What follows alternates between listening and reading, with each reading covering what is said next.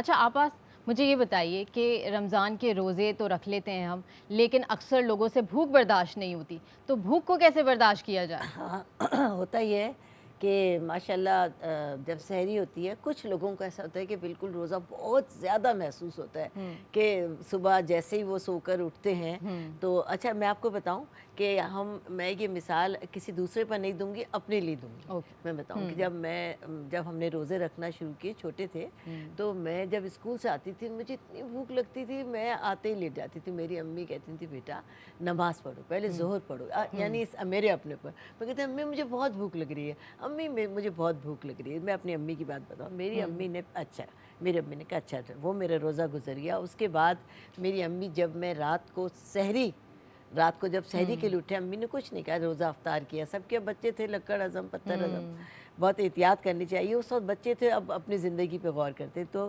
میری امی نے مجھے رات کو جب ہم نے سحری کے لیے اٹھے تو امی نے کہا رک جاؤ، وضو کر کے آؤ۔ پھر میری امی نے مجھے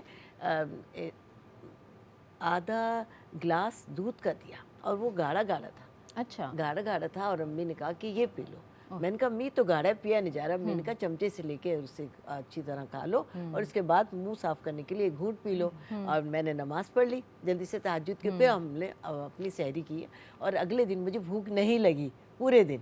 اور امی نے جب میں اسکول سے آئی اگلے دن امی نے پھر پوچھا کہ بیٹا آج بھوک لگ رہی؟ میں نے کہا نہیں امی مجھے نہیں لگ رہی، تو آج تو اللہ کا شکر ہے بھوک نہیں لگ رہی۔ پھر امی نے مجھے بتایا کہ اس دن کہ بیٹا تم کبھی بھی تم میں سے میرے اور بہن بھائیوں سب سے کہا کہ اگر تم میں سے کسی کو بھوک زیادہ لگتی ہے تو بیٹے بالکل اس میں پریشانی کی بات نہیں ہے، میں نے تمہیں دودھ میں عیسب گھول ملا کر دیا تھا۔ اچھا، یہی میں سوچ رہی تھی اتنی دیر سے کہ یہ دودھ میں ملائی تھی جو یہ گاڑھا نہیں، تھا۔ امی اچھا، نے اسب کہا گھول کہ تھا بیٹا دودھ کے جب بھی اندر۔ ایسا ہو کسی کو بھی، اپنے میرے سارے بہن بھائیوں کو، ہماری جوائنٹ فیملی تھی، چچا تایا وغیرہ سب ساتھ، تو امی نے کہا جس کو زیادہ بھوک لگتی ہے وہ مطلب اپنی دیورانی جٹھانی سے کہا بچوں کو یہ کھلاؤ۔ اچھا، اسب گھول کی ٹینڈنسی ہوتی ہے نا کہ وہ پھول جاتا ہے تو وہ وہ اسٹمک کو فل کر ہاں دیتا ہم ہوگا۔ نے وہ عیسب گھول کھا لیا، دودھ پی لیا، اس کے بعد نماز پڑھی اور ماشاءاللہ پوری طرح سحری کرنے کے بعد سحری اپنے معمول کے مطابق کی، لیکن ایڈ جب آن کر دیا ہاں یہ ایک پورشن۔ اور اس کے بعد جب دن میں ہمیں پتہ چلا